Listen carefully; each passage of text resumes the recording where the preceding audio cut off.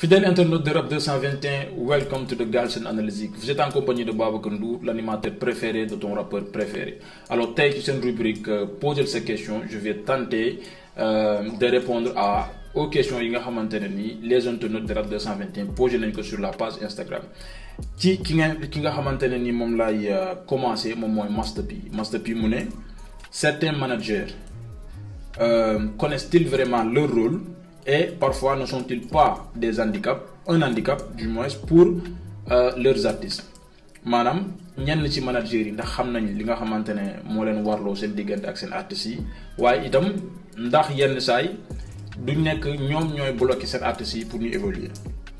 Alors je pense qu'il a posé deux questions à la fois donc damay njëkk a tàmbalee ci bi nga xamante ne moom la jiital muy ndax xam nañ lan mooy seen rôle. Alors bien évidemment au Sénégal bu ñu gisee yenn artistes yu bëri yi nga xamante ne am nañ talent waaye mënuñu avancer di nga comprendre que ni derrière manager bi xamul lan mooy liggéeyam deful li nga xamante ne ni moom la war a def pour booster artiste am pour pousser artiste am à ce que mu feeñ nit ñi xam ko te loolu nag dafay rejoindre ba léegi beneen question bi mooy que ne est-ce que nekkuñu handicap ci li nga xamante ne moom mooy seen ay artistes est-ce que du ñoom ñoo leen di freiner parfois. man je dis foofu noonu que effectivement Sénégal rapport yu bëri ñi nga xamante ne ñii dañuy xam ne am nañ talent war nañ mën a tekki ci hip hop mais duñ tekki malheureusement wala boog tekki bi dafa yéex c'est dû à ça seen managers yi ñoom ñoo leen di freiner parce que freiner bi naka lay demee mooy que ne managers yi xamuñu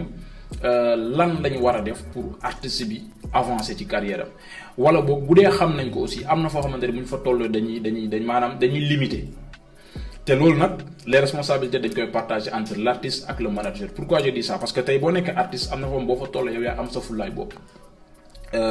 dama koy far di wax di joxe exemple ci Dip Doundou Guiss je sais pas nag ndax exactement noonu la demee mais je vois que ne à chaque fois peut-être bu tollee si yenn niveau yi dafay changer manager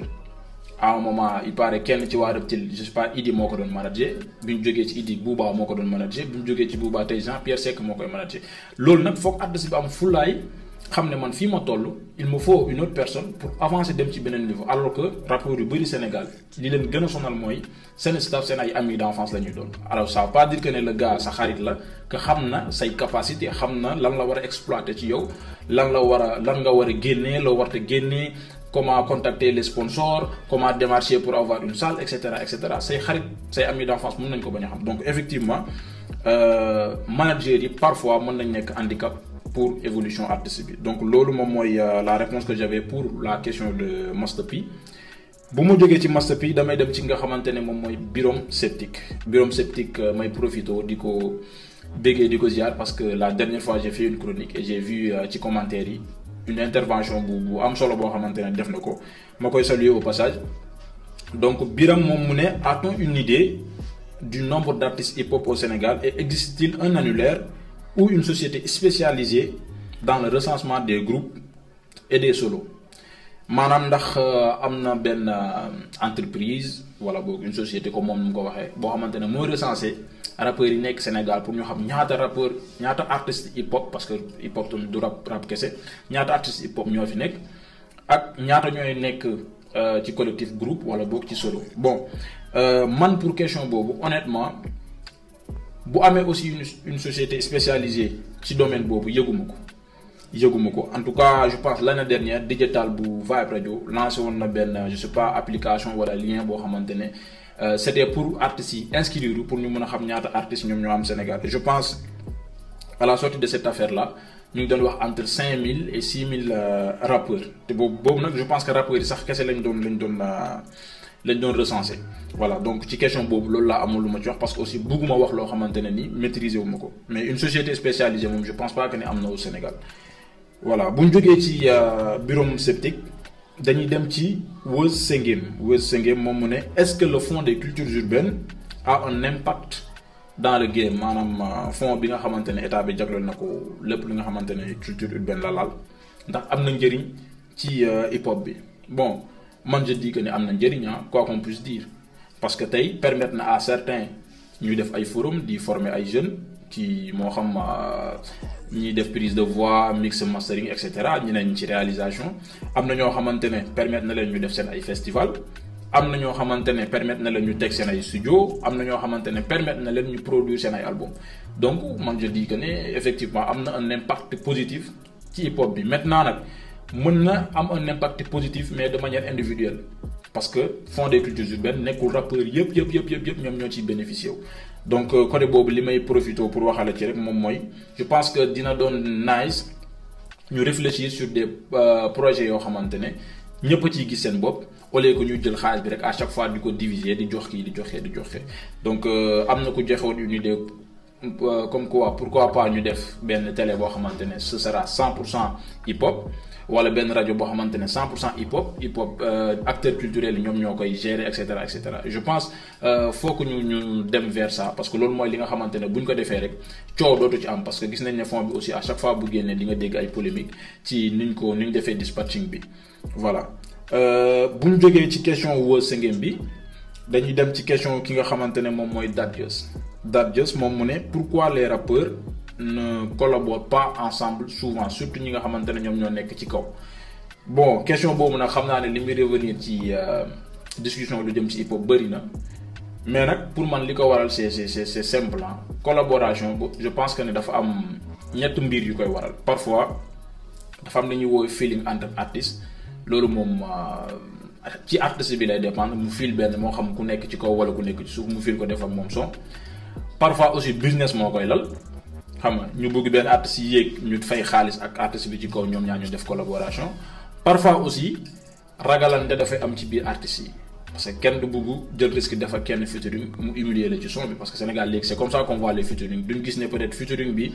li ci positif mooy que ne booster na un tel artiste mais dañuy gis ne diw foog na diw donc lu bëri moom moo tax artistes yu bëri di éviter def li nga xamante ne ni moom mooy featuring yi. voilà ba léegi ci question yi am na aussi keneen ku posé beneen question di laajte ne pourquoi les groupes de rap se font de plus en plus rares et pourquoi lu tax bu ñu demee ba ci biir ñuy tas bon question bi tamit li muy ñëw bëri na parce que effectivement hip hop Galsen groupe de rap yi léegi bëreetul noonu wala boog bu ñu demee ba ci biir comme ni mu ko waxee dafay tas alors groupe il faut ngeen comprendre déjà groupe esprit la. Pour moi, groupe esprit la ça veut dire quoi mooy que ne à la base ñi koy sekk moo xam muy ñaar wala ñett wala plusieurs personnes